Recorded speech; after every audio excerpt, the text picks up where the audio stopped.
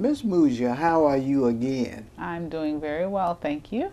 Well now, tell me, you was on that journey to Washington, D.C. when that fantastic president got inaugurated. Is that right? Absolutely. I was there for All that right. great historical moment. Yeah, you teased me, writing me a little email saying you may get on the bus, and I'd be darned if you didn't catch a big old plane, girl. Why'd you do us like that? I had to leave earlier and get back later. You had that already, I wanted to stay a few days longer, yeah. All right, very good. Well, I'll forgive you. Thank you very much. All right. Now, tell me about that experience. Well, you know, we were talking about the Million Man March for 10 years. Right. Because it was a spiritual experience for us. It was fantastic. It was all these kinds of descriptive terms. Right. Tell me what it meant to you to be there.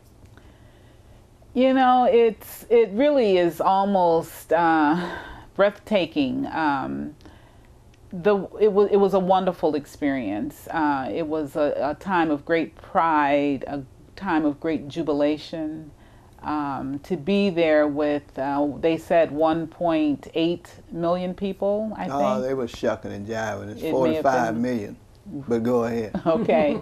And clearly the crowd was mixed, but it was majority people of African descent, African American people that were there, without even one speck of disorder. Absolutely. I never heard any bad language. I never saw any frowns on people's faces, despite the very, very cold weather. So the climate was very good in terms of the attitudinal climate. The cultural climate was very, very good and rich. I've been describing my experience as that of a pilgrimage. And a pilgrimage is a journey.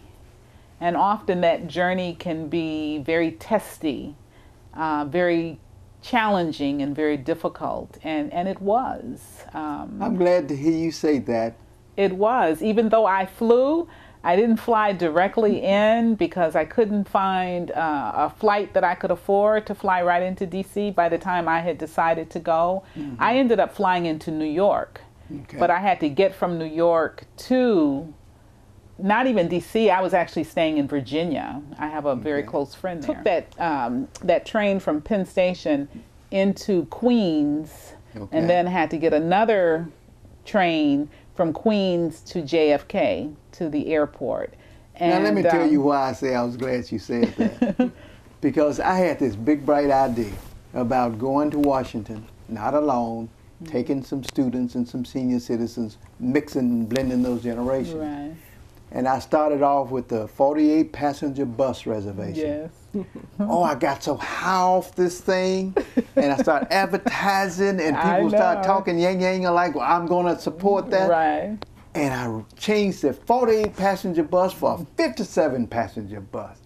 And then all the calls dwindled. Really? And I said, look at here. Yeah. Contract, $9,400. You know, I signed the contract for $9,400. Wow. And had about 20 people as we got within a week of this thing. Right. And I said, Right. But like you say, that whole journey concept, a pilgrimage, Yeah.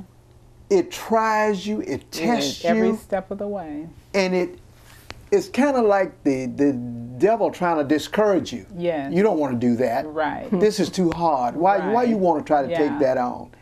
And then when we got to the final analysis, I said, okay, I'm just going to downsize like these corporations are doing. I'm going to give me some vans and go in some vans. And just go ahead and go. You know. So I'm glad you said that because it's a trying situation to do something even as valuable as this is. Right. But anyhow, go and tell me what. And you're absolutely right, because there were several times even after we got up at about 4:30 in the morning on the what that would have been the 20th, right?